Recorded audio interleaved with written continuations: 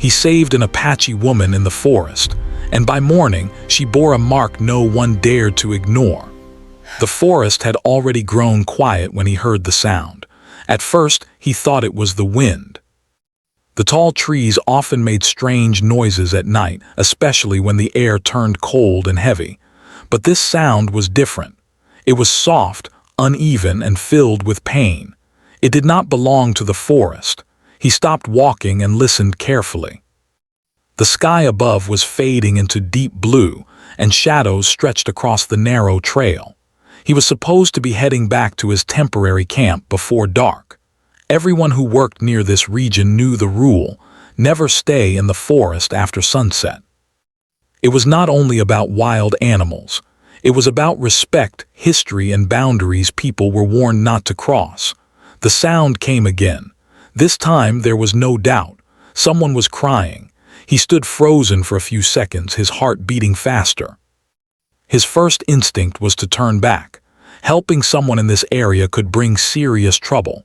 People often disappeared after ignoring local advice. There were stories, real ones, about misunderstandings that ended badly. He reminded himself that there were rangers, authorities, and protocols for situations like this, but his feet refused to move. The cry was weak now, as if the person making it was running out of strength. He took a slow breath and stepped off the trail, pushing through dry bushes and low branches.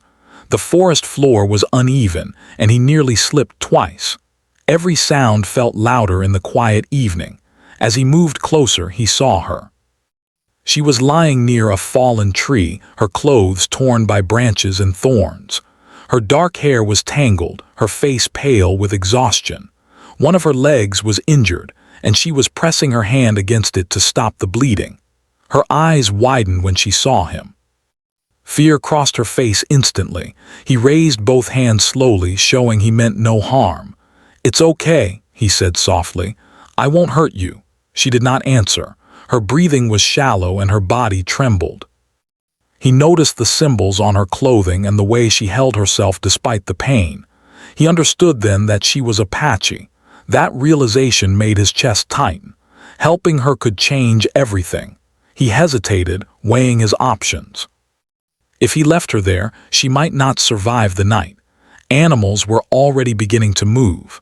The forest after dark was unforgiving, even to those who knew it well. He could walk away and tell himself it was not his responsibility. But when he looked at her injured leg and her fearful eyes, he knew he could not do that. He slowly knelt a short distance away, keeping his movements calm and visible. He took off his jacket and gently slid it toward her. "For warmth," he said. After a long moment, she reached out and pulled it closer. Her hands were shaking. That small gesture told him she trusted him, at least a little. He examined her leg without touching it at first. The wound was deep but not beyond help. Using a clean cloth from his bag, he carefully wrapped it, trying to stop the bleeding. He worked quietly, focusing on his actions, giving her space and dignity. She watched him the entire time. When he finished, he pointed toward the direction of his camp.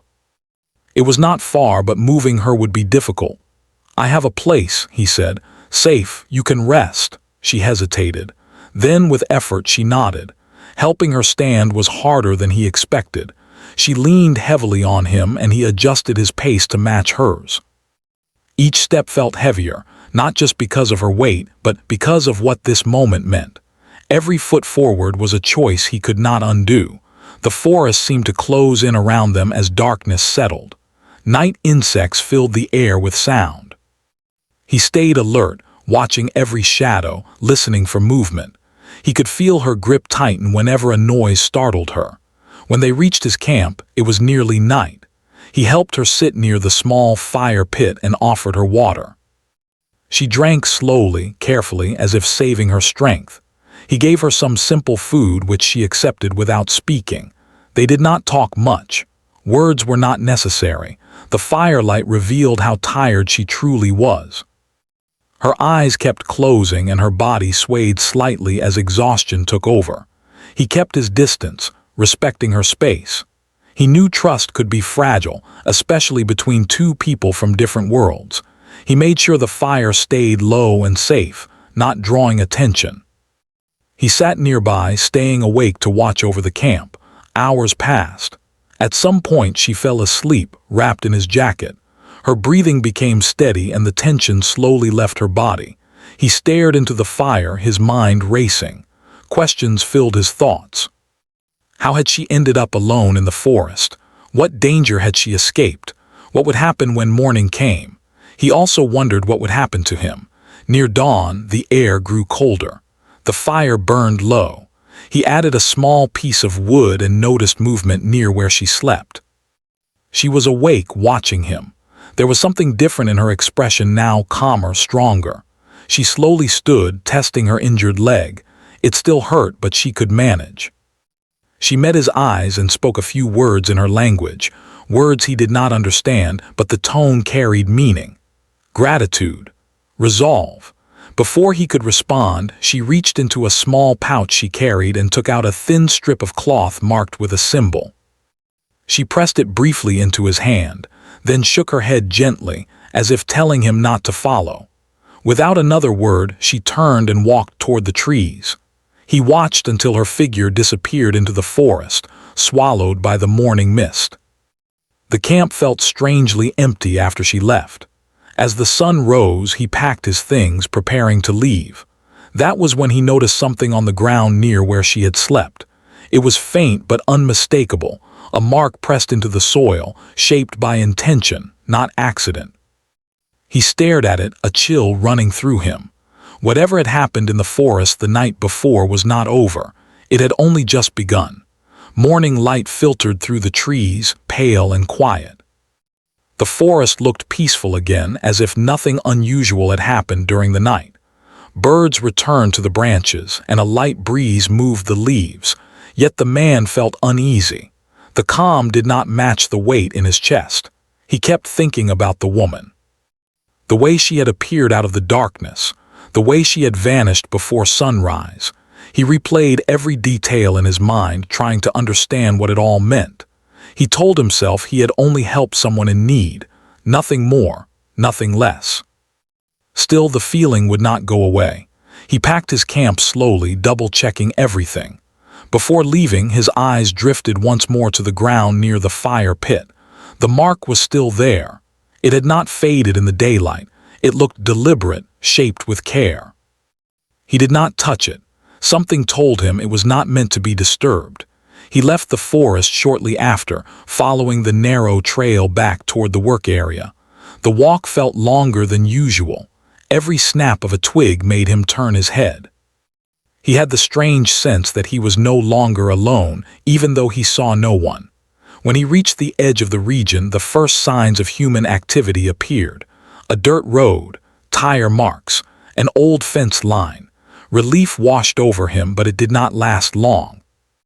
People were gathered near the main station. Their voices were low, serious. Conversations stopped when he approached. A few people looked at him with curiosity. Others looked away quickly, as if unsure how to act around him.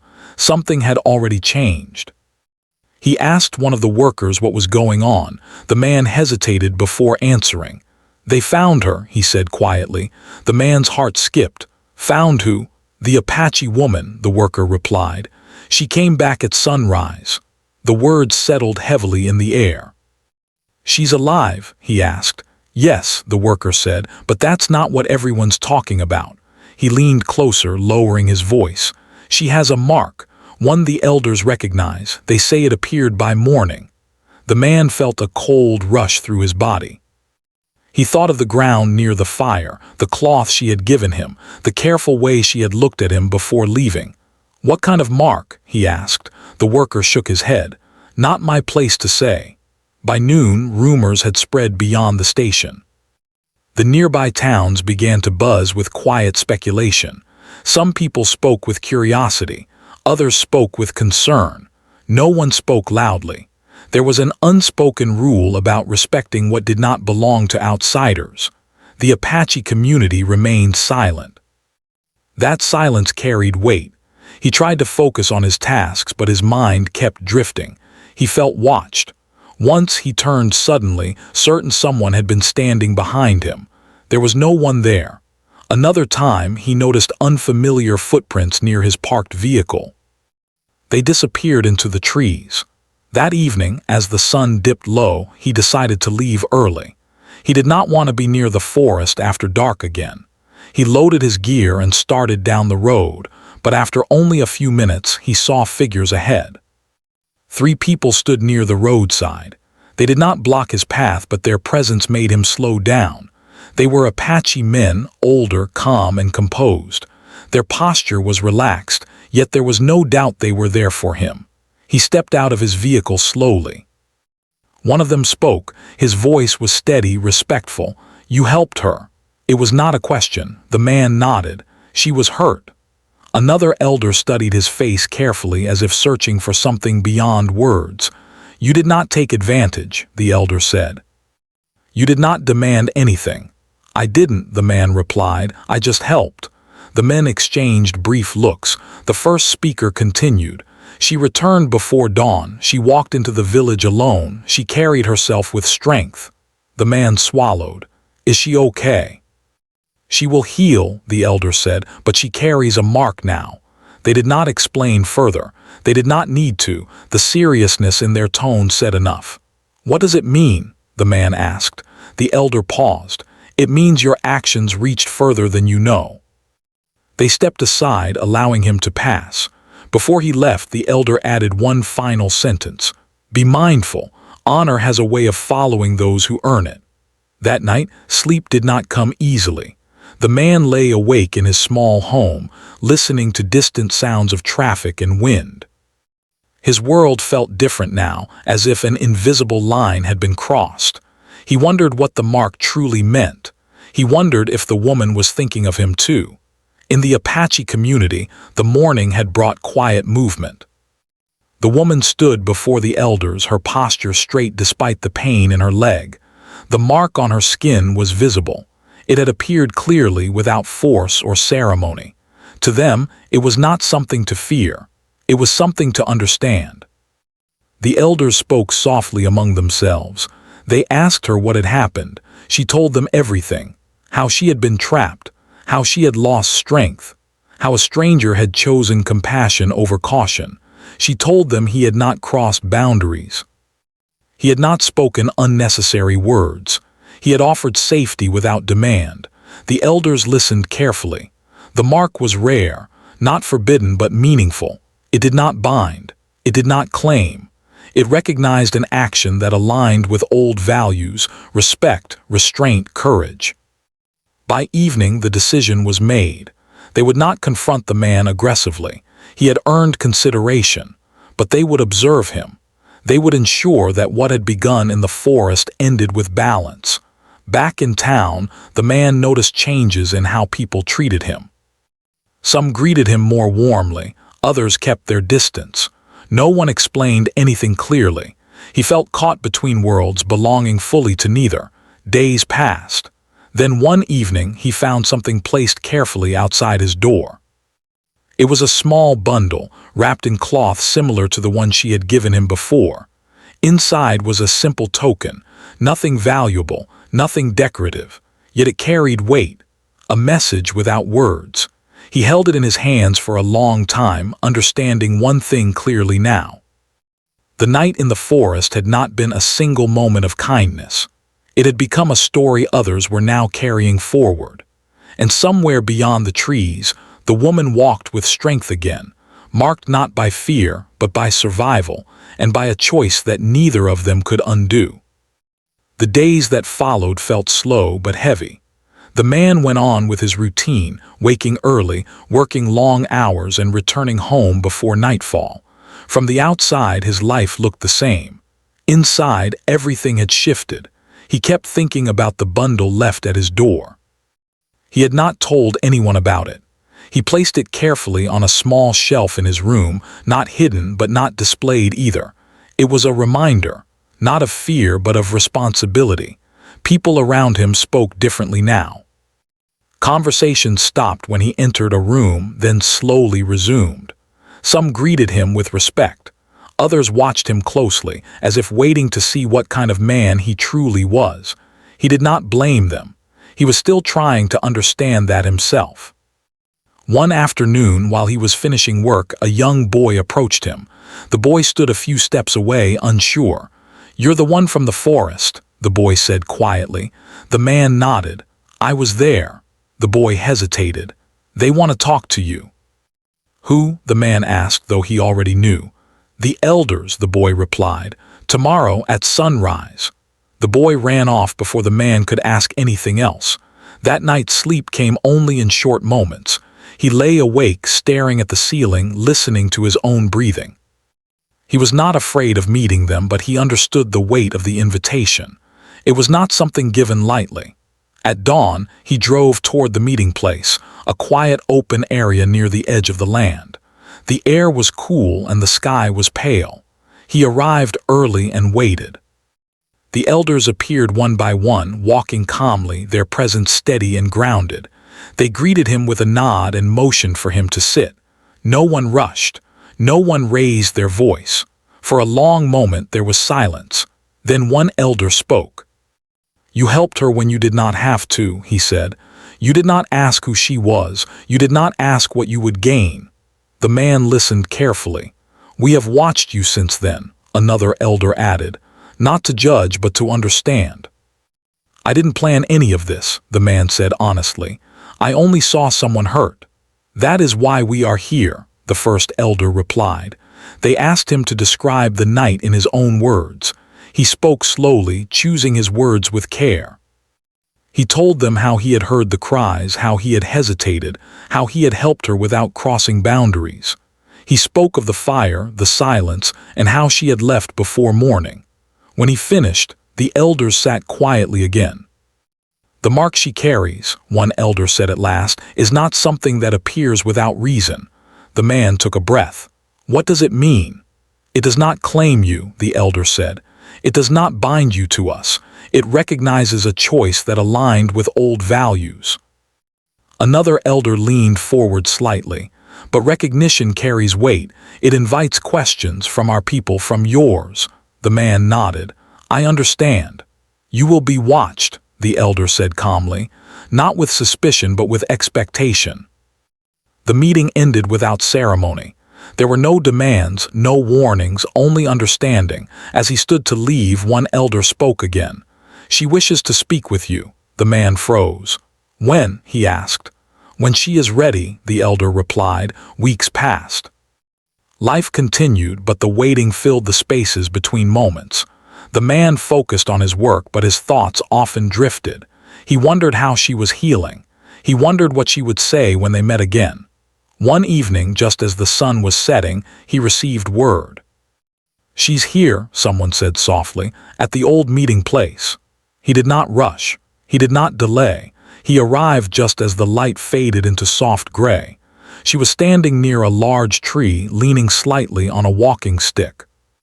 Her posture was strong, though her legs still carried signs of injury. When she saw him, she did not smile. She simply looked at him, steady and calm. They stood a few steps apart. "Thank you," she said at last. He nodded.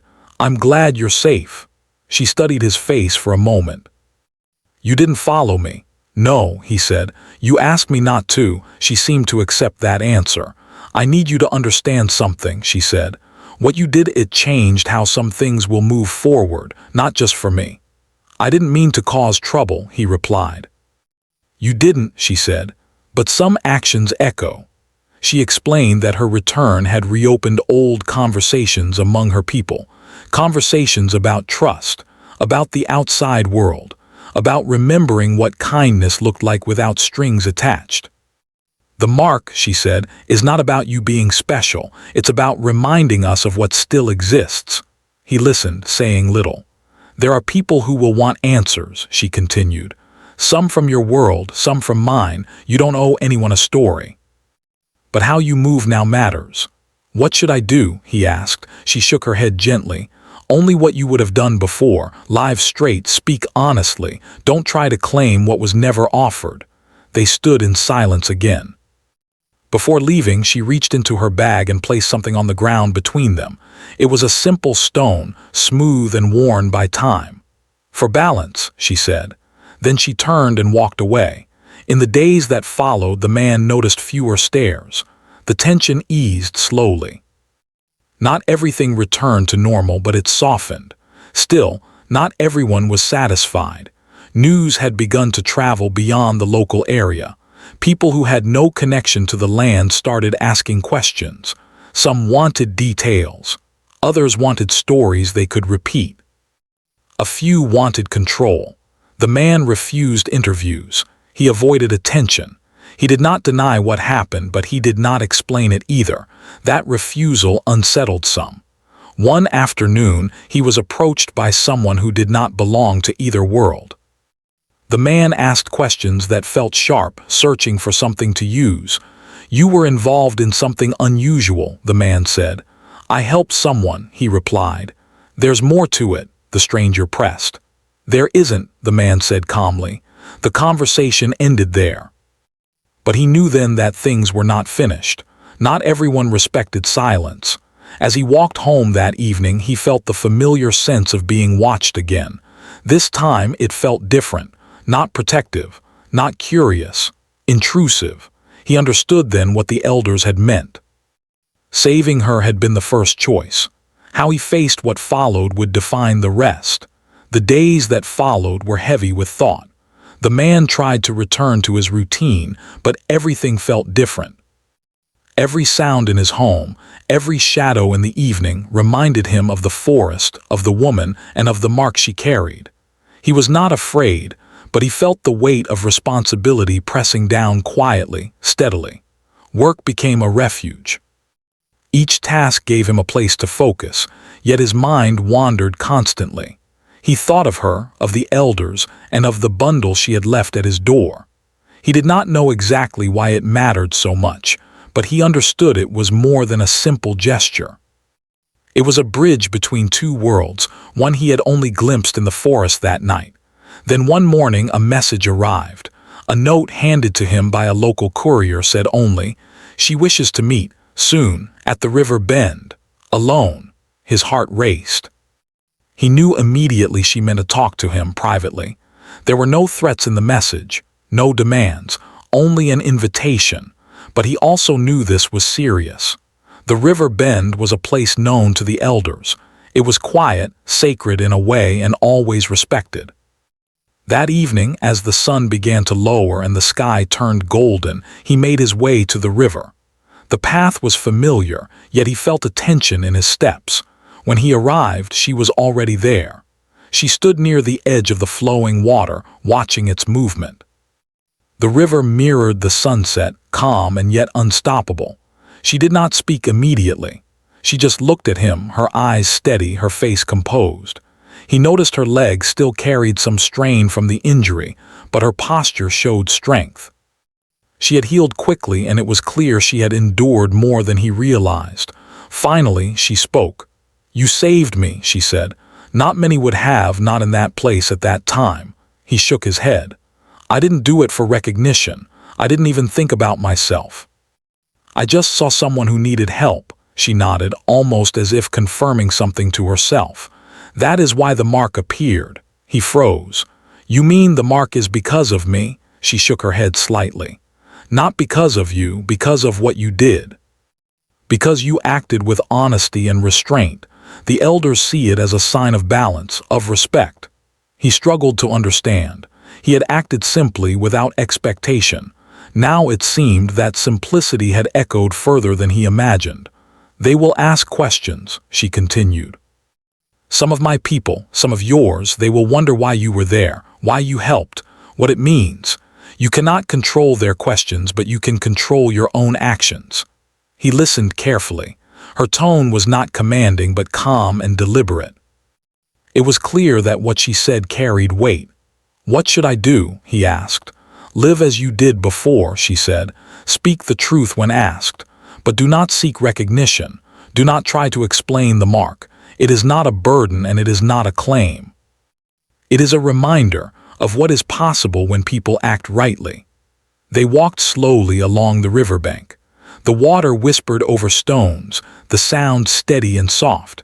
She spoke of the elders' watch, of the balance they sought to maintain between her people and outsiders.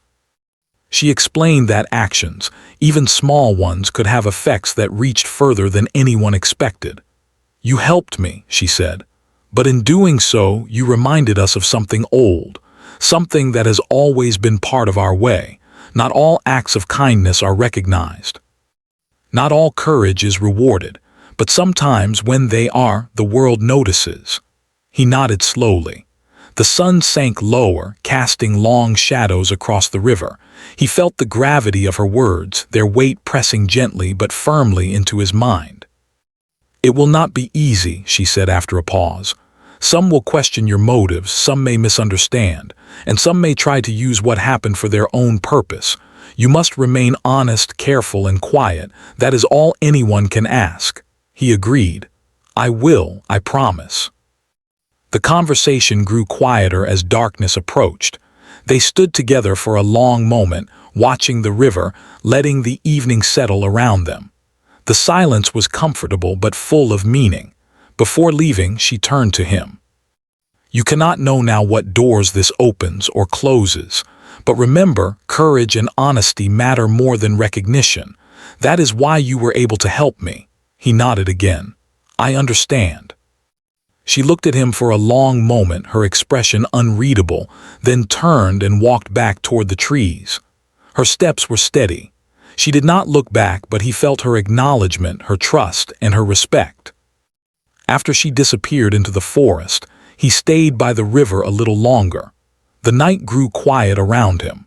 Stars appeared overhead. He realized how much this experience had changed him, how it had shifted his understanding of responsibility and honor. When he finally returned home, he was different. He carried no pride, no fear, but a quiet awareness of the ripple created by a single choice.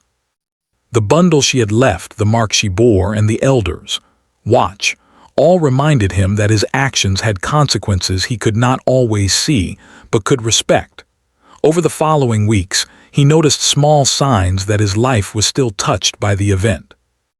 A messenger would appear with a quiet note, a symbol, or a token left at his door. Nothing demanded a reply. Nothing pressed him to act. Each gesture reminded him that what happened in the forest had not been forgotten.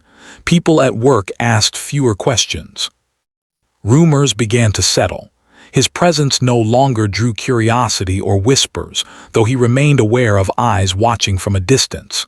He understood that some lessons do not need words, they are felt, remembered, and respected. Then one morning, a subtle change occurred. A man from a distant town approached, carefully, respectfully.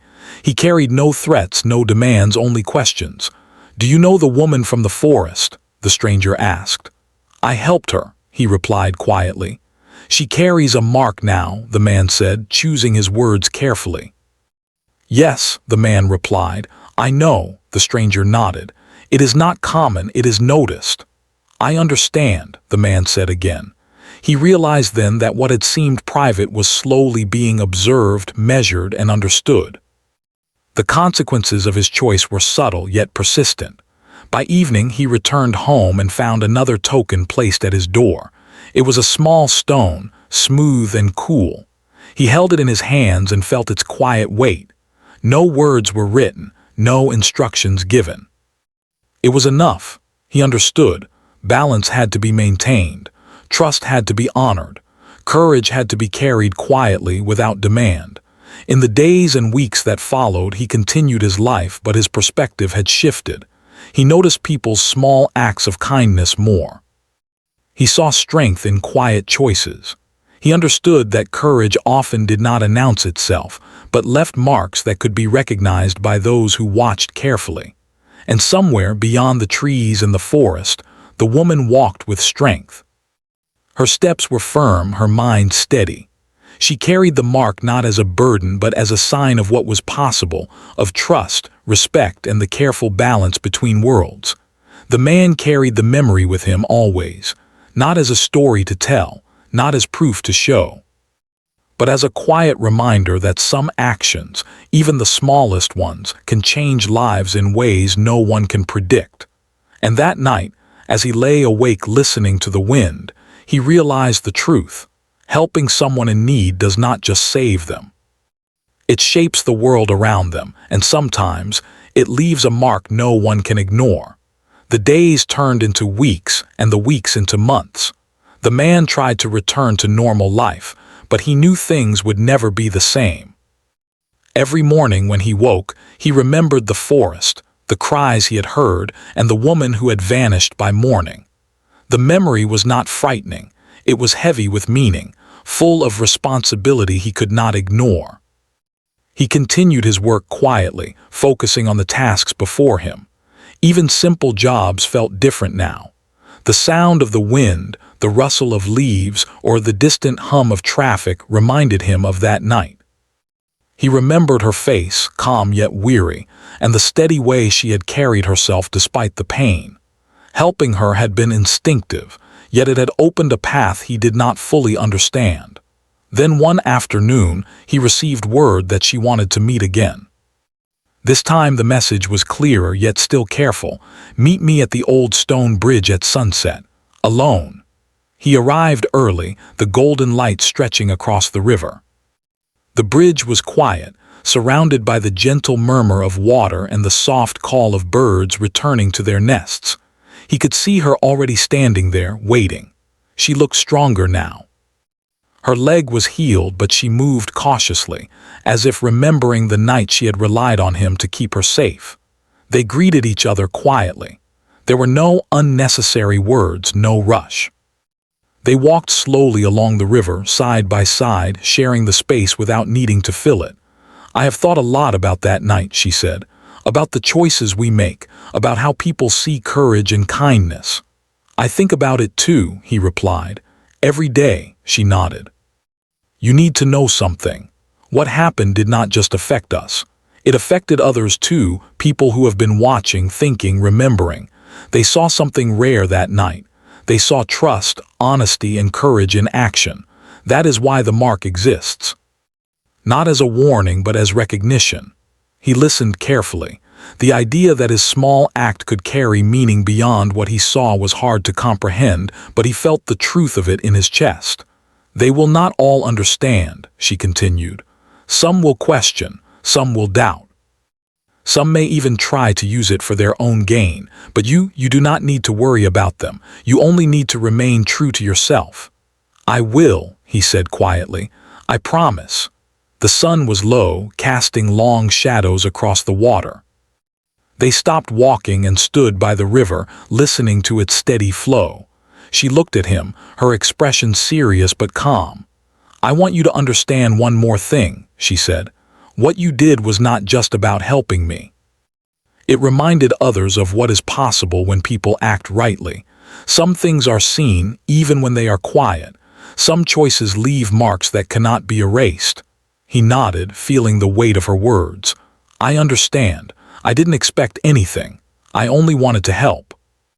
"And that is why it matters," she said, "because you did not act for yourself. You acted for what was right." They stood in silence for a while, watching the river. The gentle water reflected the orange and pink sky, calm and unyielding. He thought about the night in the forest, about the fire, and about her trust. Every moment seemed more important now, more alive with meaning. "Will you be okay?" he asked finally. She smiled faintly, a small gesture of reassurance. "Yes, I am stronger now. And you will be fine too. The mark will not harm you. It will only remind you of what is possible when people choose honesty and courage over fear." They walked a little longer, speaking quietly about small things. Nothing about the outside world, nothing about judgment or expectation. Just quiet conversation, building a connection of understanding, trust, and respect. Before they parted, she reached into her bag and placed another small object in his hand. It was a smooth, polished stone, warm from the sun. "For balance," she said simply, "for remembering, for moving forward." He held it carefully. "I will keep it safe." "Good," she said. Then she turned and walked back toward the forest, her step steady and confident. He watched her disappear into the trees, feeling a quiet strength settle in his chest. The forest, once a place of fear and uncertainty, now felt like a space where courage and trust could exist. In the weeks that followed, life slowly returned to a calm rhythm. He worked, ate, and slept, but he carried the memory of the forest and the woman with him everywhere. Every action, every choice was now measured against that night, not out of fear but out of understanding. He noticed small changes around him. People treated him differently, not always with recognition but with respect.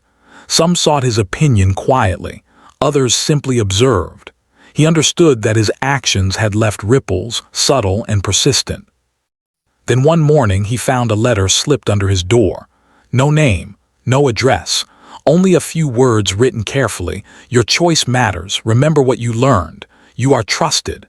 He smiled faintly, placing the letter with the bundle and stones she had given him. The objects formed a quiet collection of lessons and reminders. They did not demand attention. They did not ask for explanation. They simply existed, carrying meaning only he could understand. Months passed. He continued to live quietly, respectfully, and with care. His understanding of courage, kindness, and responsibility deepened. He realized that small acts could have effects far beyond what anyone expected, that the world noticed more than he imagined, that honesty and restraint mattered in ways he could never fully measure. Some evenings he walked near the river where they had met. He thought of her, of the elders, of the mark she bore. He felt gratitude, not only for the chance to help, but for the lessons learned in return. Courage, kindness, and trust, he realized, were not just personal traits. They were threads connecting people across worlds, invisible yet powerful. Years later, he remembered the night in the forest as if it had happened yesterday. He still felt the chill of the air, the sound of her cries, and the quiet strength she carried. The mark she bore remained a symbol, not of ownership, not of obligation, but of the echo of choices made rightly. He understood finally that helping her had changed him, but also others. The elders, the community, even strangers who learned of the story quietly, all were affected by a single act of courage. Not because it was extraordinary in action, but because it was genuine, honest, and respectful. The woman, far beyond the forest, lived her life with the same quiet strength. The mark on her skin was a reminder of survival, trust, and balance. She never spoke of it outside her community, but she remembered him as he remembered her. Their lives had intersected briefly, yet permanently. In the end, the man learned that courage and kindness do not always bring recognition. Sometimes they bring quiet understanding, respect, and a subtle influence that shapes lives in ways no one can see. The night in the forest, the mark she bore, and the choices they had made would remain with them forever. Not as a story told loudly, but as a living reminder of the power of simple, honest action. Even now, when he walked alone in the forest, he would pause and listen to the wind, the trees, and the quiet sounds around him. He remembered the woman, her trust, and the lesson that courage and honesty, even in a single moment, could leave a mark no one could ignore. And that mark, invisible yet real, continued to echo through time, connecting two lives in ways both understood, and in ways that would always remain quietly, profoundly important.